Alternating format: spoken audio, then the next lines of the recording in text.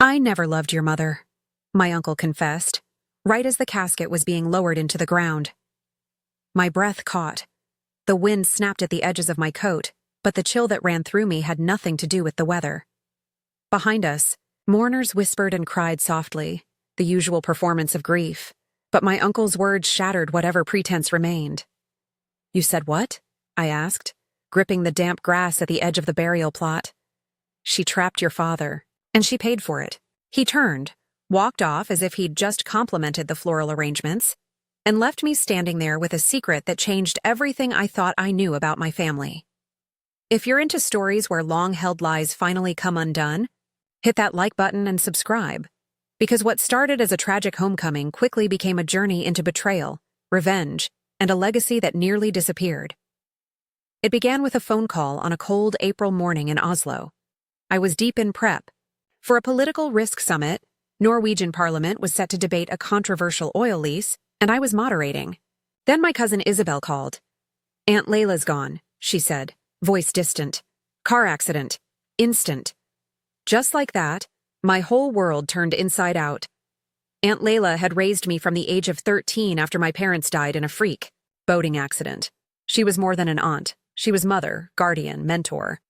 And now, just as suddenly as she'd stepped into my life, she was gone. The funeral was back in Westbridge, a small coastal town in Maine I hadn't visited in almost 7 years. I'd left it, and the ghosts it held, behind when I took a job in global security policy. My life was high-rise views, air miles, and panel debates. But now, I was going back, not as a child desperate to leave, but as a woman standing on her own 2 feet. As the town came into view through the taxi window, I felt it all again. The lighthouse by the pier, the boarded-up bakery we used to sneak into as kids, and the wide, jagged cliffs that once made me feel invincible. I pulled my suitcase out and stood before the old white and brick colonial that had been home for so long. It looked the same, at least from the outside. But inside, nothing was as I remembered. The living room had been staged, perfect pillows, sterile paintings, and a scent of fake lavender so strong it made my eyes water. Gone were the worn couches, the cluttered coffee table, and the photo wall full of memories. Isabel met me at the door, tall and sharp in black slacks and a designer trench, her chestnut hair pinned in a neat twist. "I wasn't sure you'd come," she said. "She raised me," I replied. "Of course I came." Isabel was never close to me growing up, more ally of convenience than family, but we'd shared bedrooms, secrets, and battles against curfews. Now, she looked like a PR consultant for a tech billionaire. She barely nodded as she stepped aside. The house felt foreign. A hushed kind of grief hung in the air, curated and cold. As we walked past the hallway, I noticed the portrait of my father had been replaced with a modern art piece I didn't recognize. "Where's her will?" I asked, more bluntly than I intended. Isabel's lips twitched, almost into a smirk. "Uncle, Gideon is handling all of that. He's here." I blinked. Gideon Price, my father's half-brother, the man who always found a way to turn funerals into business deals. He was sitting in Leila's reading chair when I entered the sunroom. Legs crossed, jacket crisp, and a glass of whiskey in one hand. He was the kind of man who looked like he'd sold a startup just for fun and then bought a vineyard out of boredom. "Niece?" he said without getting up. "Uncle," I said, not bothering to hide my distaste. He raised his glass in mock toast. "You've grown cynical." "Good. You'll need that." I ignored him. "When is the reading?" He reached into his coat pocket and tossed a folded envelope onto the coffee table. "She changed it a month ago. Gave everything to Isabel. The house, the stocks, even the old vineyard in Sussex." I picked up the envelope, but before I could open it, Isabel placed a hand over mine. "There's something you should know," she said quietly. "She sold off the vineyard a week before the accident." "What?" "To a private investor. Anonymous LLC. Cash deal. Gideon arranged it." I looked between them. She would never sell that place. It was her escape, her history. "That's not the only thing she left behind," Gideon said. He stood and drained the last of his drink. "Check the attic, behind the old cello case. That's where the truth lives." He walked out before I could demand more. Isabel folded her arms. He's playing games, as usual. Don't get sucked in. But I did. That night, after everyone had gone, I went into the attic. The place smelled like old dust and wood varnish. The cello case was there, just like he said. Behind it, hidden in a loose floorboard, I found a small lockbox. Inside, it was a flash drive, a faded passport photo of a woman I didn't recognize, and a note in Leila's distinct, elegant script. What I did for your father. And for you. But I was wrong to trust Gideon. If you're reading this, everything is already in motion. Go to the safe deposit box. First East Bank, locker 1-13. The key is inside your father's pocket watch. The pocket watch. The one I hadn't seen in years. The one she always kept on the mantel, until it vanished the day I left for Oslo. The next morning, I returned to the funeral home before they sealed the coffin. I claimed I wanted a final goodbye, which was partially true. But my real purpose was hidden in the small brass pocket sewn into the inner lining of Leila's favorite coat, now draped around her in eternal sleep. And there it was. The watch. I opened it and felt a small key click into my palm. By noon, I was standing in a private room at First East Bank while a young manager unlocked locker 113. Inside, I found another drive, a stack of papers, and a notarized document with my name typed in bold across the top. Transfer of ownership, Aurora Foundation Properties. I stared at the papers. It was everything. The foundation that owned 60% of Westbridge's coastal real estate, including the development licenses, the pier lease, and the historical charter for the lighthouse. She left it all to me. But why hide it? That night, I watched the video on the second flash drive. Leila's face appeared, tired, drawn, but determined. Clara, if you're seeing this, it means I'm gone. And if Gideon knows you found this, you may be in danger. I need to tell you the truth. Your father didn't die in an accident. He was killed, and I think Gideon was behind it. I stared at the screen long after Leila's video had ended, numb. My heart pounded so hard I could hear it in my ears. My father, killed? Not drowned in a storm, like the report claimed? And Leila had known? The woman I'd idolized had carried that secret for almost 2 decades. The video hadn't offered names or dates, just clues. She spoke of forged insurance records, hush payments made through shell accounts, and one particularly jarring phrase. The woman in the photograph. Her name is Ramona Sinclair. She was Gideon's business partner once. And something more. She disappeared just after your father died. I retrieved the photograph from the lockbox. Ramona had sharp, angular features, with cheekbones like cliffs and dark, clever eyes. She looked young, late 20s maybe, and was dressed in a tailored black dress like she belonged in a high-stakes poker game, not a family's hidden archive. Why would Leila leave me a photo of this woman instead of evidence? Why the secrecy? I needed answers. And I knew just the person to help. Riley Bennett still lived in Westbridge, though she might as well have been on another planet compared to the people circling the estate like vultures. She'd been my best friend growing up, the daughter of a fisherman with hands that smelled like brine and eyes like open water. We lost touch after college. My fault, really. But if there was anyone who could help me unravel this, it was her. She picked up on the second ring. Clara? She said, voice uncertain. Is it really you? I told her I needed to meet. She didn't hesitate. We met at the Marina Cafe, where she now worked as part of the town's coastal revitalization project. She wore a paint-splattered apron and had her sun-streaked hair tied in a messy bun. Her smile was wary but warm. You came back, she said. For Leila? I nodded. And apparently a hell of a lot more. Over cappuccinos, I told her everything. Leila's hidden documents, the flash drive, the claims about Gideon, and the woman in the photograph. She listened, eyebrows raised, then leaned forward, tapping the photo.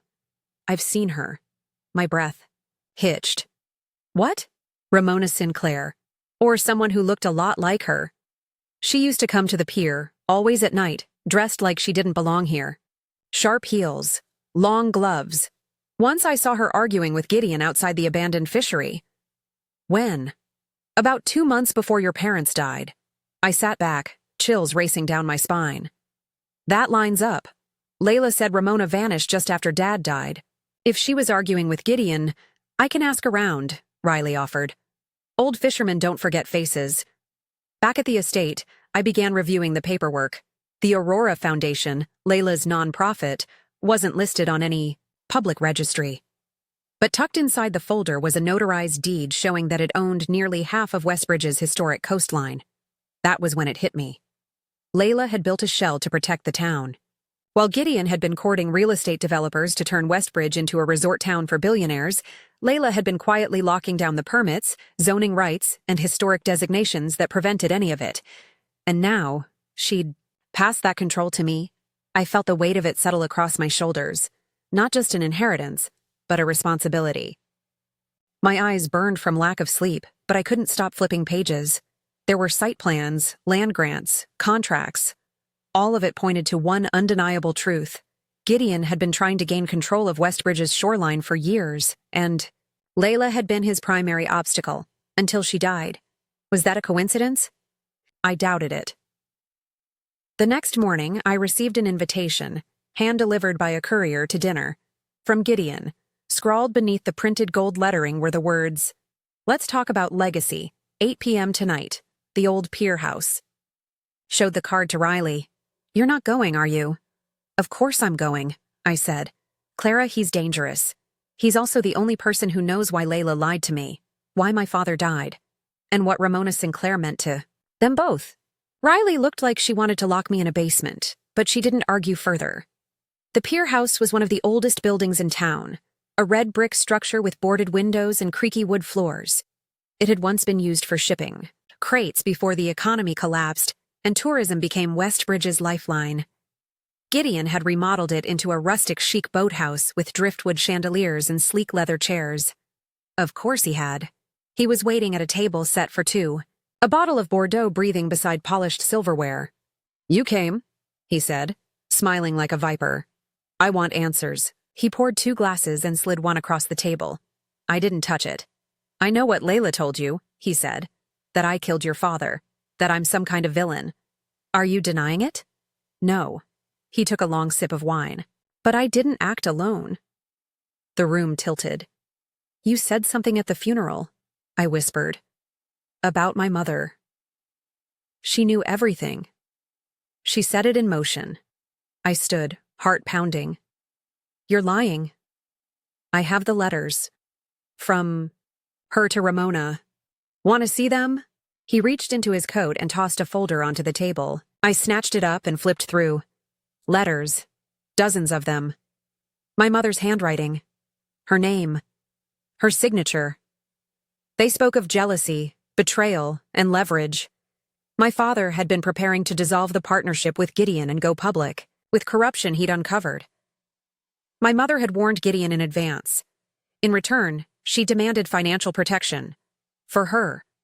For me. "She wanted to save you," Gideon said. "But she also wanted out." My legs gave out and I sank into the chair, folder clutched in my hands. "She died in the accident too," I said, barely audible. He nodded. It wasn't supposed to end that way. I felt like I was falling through the floor. Riley called me the next morning. "Clara," she said, panic in her voice. "The old archive building just burned down." "What?" "It was arson. That's where the historical records for the Aurora Foundation were stored." My blood ran cold. "Gideon." I rushed to the scene. Ashes still smoldered. "Fire crews. We're packing up." And across the street, standing just behind a yellow police tape, was a woman in dark sunglasses and a long black coat. She looked familiar. Ramona? I started toward her, but she turned and disappeared down the alley, too fast, too perfect. She was alive. I couldn't sleep that night. Every time I closed my eyes, I saw her face. That woman by the fire. Ramona. Or someone playing her part. The resemblance was too uncanny to be coincidence. She was alive, which meant Leila's warning was more than speculation. Ramona had faked her disappearance, or someone had done it for her. And Gideon? Gideon was pulling more strings than I could. See, by morning, I'd made up my mind. If I wanted to get ahead of this, I needed to understand exactly what Ramona Sinclair meant to my parents, and to Gideon. Riley tracked down the last person who might have seen Ramona before she vanished. Edward Keene, a retired bookkeeper who once managed several properties owned by Gideon and my father back in the 90s. He lived in a coastal trailer park just north of Westbridge, in a mobile home that smelled like salt and expired cinnamon. She wasn't who they said she was, Edward muttered after Riley bribed him with coffee and whiskey. She was smarter than both those men put together. Ramona, I asked. He nodded. Gideon hired her to consult on land acquisitions, but she ran her own game. Your father trusted her. Too much, maybe. I think he loved her once. Maybe even before your mother. That hit like a slap. She disappeared after the accident, Edward continued, voice thick. But not before she tried to warn someone. Left a voicemail for your aunt, I think. You heard it? Leila played it for me once. She said, "They're going to pin this on me. Don't trust the executor." I froze. The executor. You mean Gideon? Edward just shrugged and sipped his drink. I told Leila to destroy it. Said it was too dangerous to keep. But I think she copied it. Where? He grinned, gummy and sad. If I knew that, don't you think I'd be dead too? Later that night, I returned to Leila's house. Mine, now, according to the inheritance. But I hadn't moved in. Something about it still felt hollow, hostile. I stayed at the inn by the cliffs instead. At 2:13 a.m., my phone buzzed. Security. Breach. Motion detected. Estate East Wing. I threw on jeans and boots and raced to the house. The alarm company had already dispatched police. By the time I got there, one cruiser was parked out front, and an officer with a clipboard stood on the porch. They didn't take anything, he said, but someone knew what they were looking for. Drawers emptied, paintings lifted off, walls, filing cabinets picked open. They weren't looking for jewelry. They were looking for data, a memory card. A recording, the voicemail, the evidence Leila may have kept. Riley came by the next morning, carrying a dusty black binder. She looked shaken. Found this behind the wall panel in the study, she said. Old insulation gave way while I was checking for water damage. It was a journal, handwritten, clipped together with red ribbon. I recognized the handwriting instantly. Leila's inside were entries spanning the last 2 years, notes on the foundation, meeting schedules, and repeated references to someone she only called the outsider. Outsider attended the meeting, in disguise, confirmed Gideon sold zoning rights under shell name, cross-referenced with Ramona's trail, impossible coincidence. Clara deserves to know, but I don't want to lose her again. When she left for Oslo, I saw it as abandonment. Now I understand. It was self-preservation. My throat closed. I turned the pages slowly. If anything happens to me, Clara must find the recording. It's stored on the original Aurora laptop, hidden partition, encrypted. Gideon doesn't know about it. A laptop? Riley whistled. That thing would be ancient. Probably looks like a brick, but I knew exactly where it was. The cellar. Behind the old furnace, in a padded case that had sat untouched for nearly a decade. The laptop booted up. Barely. It looked like it belonged in a spy movie. Thick gray casing. Loud fan. A boot-up sequence that took 15 minutes. But eventually, it came alive. No icons, just a command prompt and a blinking cursor. Partitioned system, Riley said. We'll need a passcode. I stared at the screen. What would Leila use? Tried. Clara, 1989. My birth year. Nothing. Tried. Mariner Pier 56, where my parents met. Still nothing. Then I remembered the painting that hung in her room for years. A quiet lake at sunset, titled, Where It Ends and Begins. I typed, begins, where it ends, password accepted. The system unlocked, revealing a folder named R. Inside it, a single .mp3 file labeled VM Sinclair Final. My hands shook as I clicked play. Leila. It's Ramona. I know I'm not supposed to call, but I need you to hear this. They're making it look like an accident. It's not. It's insurance fraud at first, but it's gone too far. If anything happens to me, if they say I ran, I didn't. Gideon orchestrated this with Elena. Yes, Clara's mother. I have the documents. I'm going to hand them to Richard tonight. If I disappear, it's because they stopped me. The message ended with static. Riley covered her mouth. She named your mom. I leaned back, dizzy. My mother and Gideon, co-conspirators. My father, the target, and Ramona, the would-be whistleblower. Everything I knew about my family had been a lie. That evening, as I prepared a legal packet to protect the foundation assets from any hostile takeovers, Isabel showed up. She looked different, no makeup, hair loose. She held out a sealed envelope. "I didn't know if I should give you this," she said. "But you deserve the truth." The envelope was from Leila, dated 6 weeks before her death. "Clara, I always hoped you'd come home not to fight, but to understand. Gideon will offer you deals. He's not above charm. But never forget, he loves control more than legacy. I kept your name off public documents to protect you. The Aurora Foundation is now yours.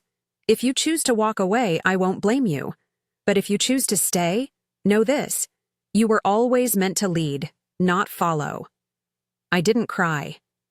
But something cracked open in me. A resolve. The town was buzzing within 48 hours. Gideon had scheduled a community forum to present development plans for Westbridge's future. Everyone knew what that meant. More resorts, more chain stores, more buyouts. He wanted a mandate. I registered for a speaking slot. The night of the forum, the community center was packed. Local business owners, fishermen, retirees, and curious teens. Gideon stood at the front wearing his man-of-the-people smile. He unveiled renderings of a luxury pier development, private, docks, high-rise condos, a casino. Then it was my turn. I took the stage. Calm. Measured. "I'm Clara O'Hara," I said. "Leila DuPont was my aunt. She left me the Aurora Foundation, and with it, control of Westbridge's zoning rights, shoreline permits, and conservation designations." Gasps. Murmurs. Gideon turned pale. I clicked a button and projected the title document on the screen behind me. She trusted me with her life's work, and I have no intention of selling it. Gideon stood up, voice hard. "You don't have the resources to fight this." I smiled. "No, but I do have the truth." And then I played the voicemail. Ramona's voice echoed through the hall. By the time it ended, you could have heard a pin drop. Gideon stormed out without another word.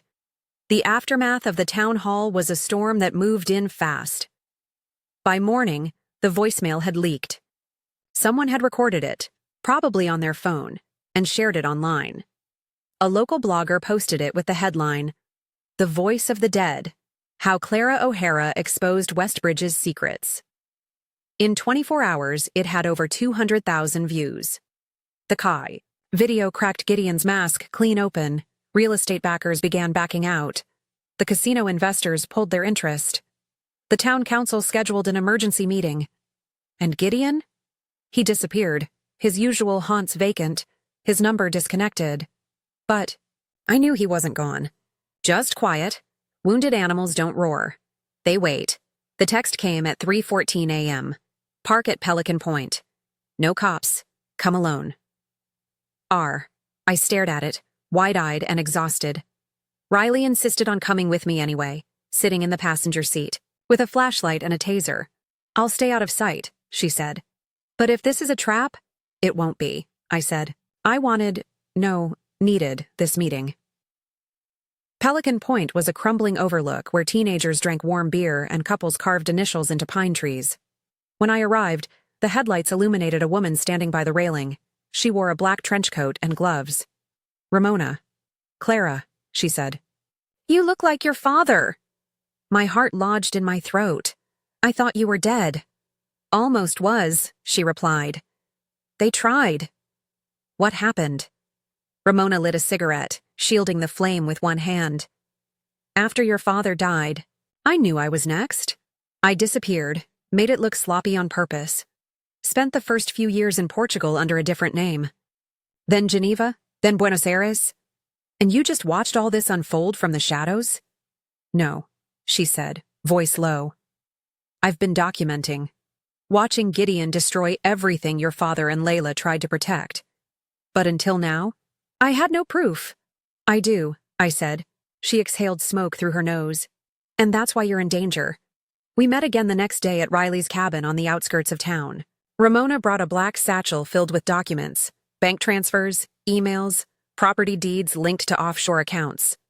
It was a map of Gideon's empire, and every line ended in blood money. He used shell companies to buy influence, Ramona said, to bribe inspectors, corrupt zoning committees, and he kept everything just above water, legal on the surface, rotten underneath. She placed one final envelope in my hand. This is what he feared most. It's your father's. Letter to the SEC. I opened it. The original handwritten complaint. Unsigned. Never sent. I fear for my life. Gideon and my wife Elena have entered an agreement to defraud the company and our partners. I'm gathering proof, but need protection. If anything happens to me, assume the worst. It was dated 4 days before the accident. Riley covered her mouth. He knew. We handed the letter and Ramona's files over to the state attorney's office. They moved fast. By week's end, Gideon Price was indicted for conspiracy, insurance fraud, tax evasion, and obstruction of justice. They found him in an apartment in Boston, surrounded by shredded documents and surveillance equipment. It made national news. Ramona came forward publicly, at great personal risk. She gave statements, reclaimed her name, and in doing so, lifted the last veil off the past. A photo circulated of her and me outside the courthouse. The headline read, Buried. Truth. Daughter of the accused meets the woman who tried to save her father. I didn't care about the press. I cared about the town and the storm it had weathered. One night, as I prepared for the foundation's first public review, Isabel showed up at the inn. She looked thinner, but softer. She handed me a small jewelry box. Inside was a locket with Leila's initials and a folded photo of the two of us from when we were 12. I've been thinking, she said, about what Leila wanted. And? I asked. And I don't want to fight you anymore. I blinked. That simple? She laughed. God, no. I hated you for years, Clara. But I hated myself more for what I allowed Gideon to do. I let him turn me against her. Against you. We talked for hours. About what it meant to protect a legacy. To carry guilt. To let go. By the end of the night, she offered something I hadn't expected. Her help. I want to work for the foundation, she said. Not because I deserve it, but because I think Leila would want me to build something better, not just inherit her mistakes. I said yes. Weeks turned into months.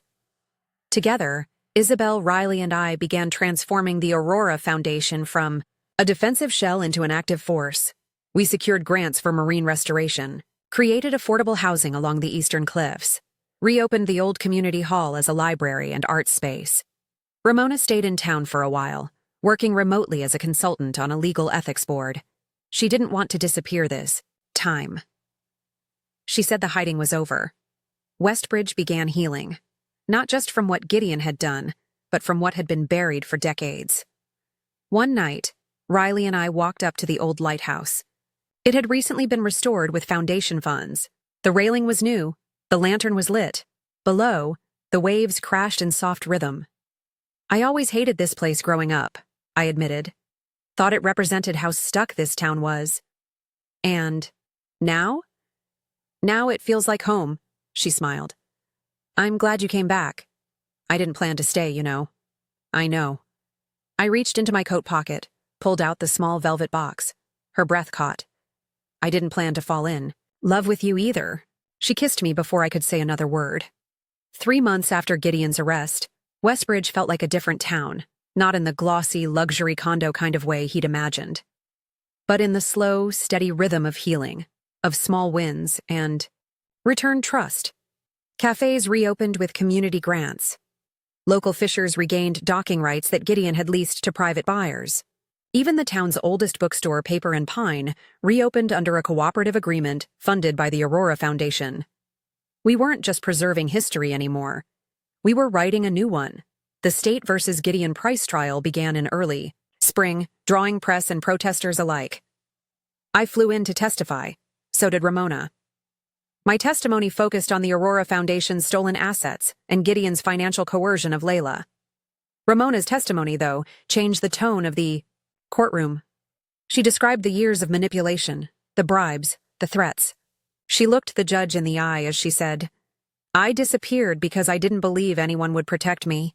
I stayed away because I thought silence was safety, but silence cost too much. By the end of the week, the courtroom felt less like a battleground and more like a confessional. Gideon took a plea deal, 15 years with no possibility of early release. No public apology. No final speech. He simply nodded as the sentence was read, like a man who had finally accepted that he lost. After the trial, I returned to Westbridge hoping to move forward, but there was one person whose legacy remained unresolved. My mother. Her letters to Gideon had started this unraveling. Her betrayal felt like a blade I'd swallowed, but part of me needed to understand her, truly, not just through Leila's filtered grief or Gideon's manipulations. I asked Isabel to help me go through Leila's storage. We found a locked box labeled EO, Elena O'Hara. Inside were documents my mother had written in the last year of her life. Therapy notes, unsent letters to my father, pages upon pages of journal entries. She wrote about being overwhelmed, trapped, ashamed. I didn't plan to fall in love with Gideon. I didn't plan to betray Richard, but I was drowning in money problems, in fear, in a life I didn't know how to manage anymore. I made deals with devils, and now I see what it's cost our daughter. If anything happens to me, Clara should never blame herself. And if she ever finds this, tell her I loved her. I just didn't know how to protect her from me. I cried.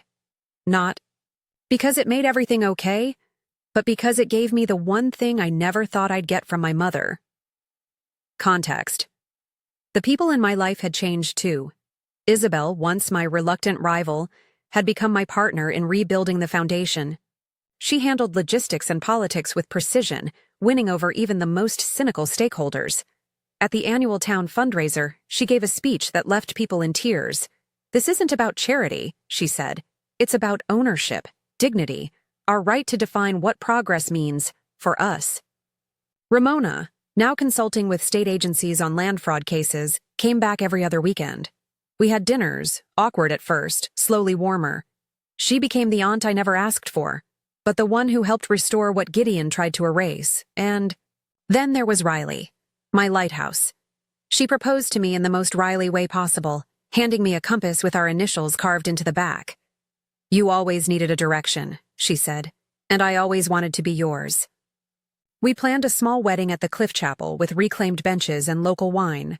Simple, honest, ours. 6 months later, we held the official ceremony renaming the Harbor District. No more Price Pier. Now it was DuPont Landing, in honor of Leila. The mayor gave a speech. I did too. But the most powerful moment came when an elderly woman, a former fishmonger, stood and said, "It took a girl who left to come back and save the heart of this place. We owe her more than thanks. We owe her our promise."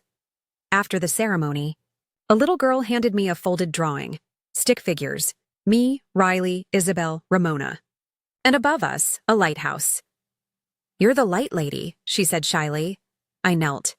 "Sometimes I think the lighthouse saves me." She just nodded. "I think you saved the town." The letter arrived unexpectedly, postmarked from the prison. The envelope was plain, the handwriting unmistakably Gideon's.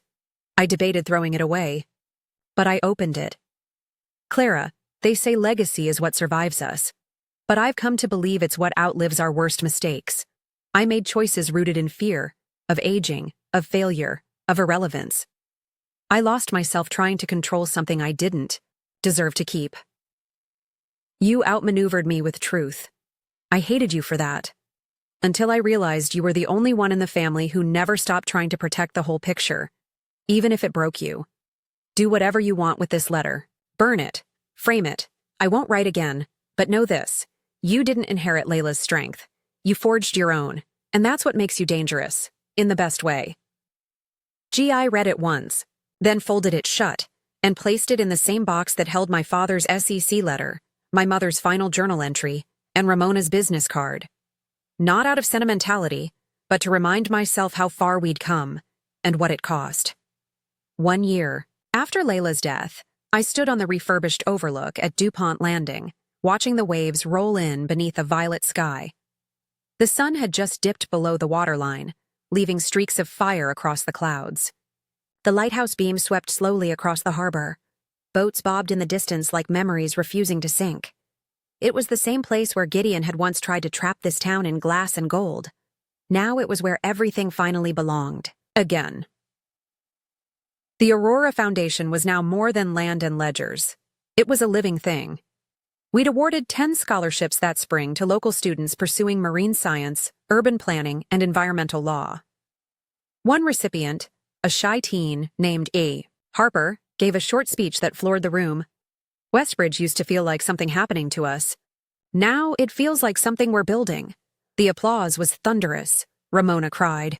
Riley held my hand the entire time. Afterward, a retired fisherman gave me a weathered tin box. Inside was the original charter for the town's fishing collective, signed by my great-grandfather. Your family's always been about stewardship, he said, even when some forgot. We held the wedding under the lighthouse, just 50 people.